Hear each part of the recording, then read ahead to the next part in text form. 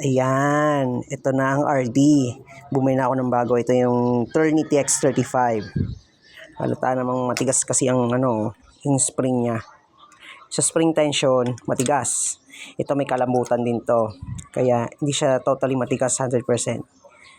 Ang hirap pang smooth shifting ang Altos. Kahit ilagay mo sa cogs na pinaka first gear or sprocket. Halatang peke. Ito ay may nakalagay na China. Halata naman dito sa label doon. Tapos, ito kita naman yung yung butas doon na may nakalagay na pin. Looks like. Ito yun kita. Matic, peke ang Altos. Ito, mga original karamihan sa katulong nito. Tamang tigas lang. Tapos to, ganyan daw original. Yung hindi butas na bilog.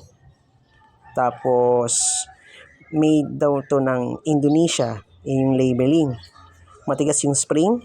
Saktong-sakto. At smooth shifting. Meron siyang SIS. Yan.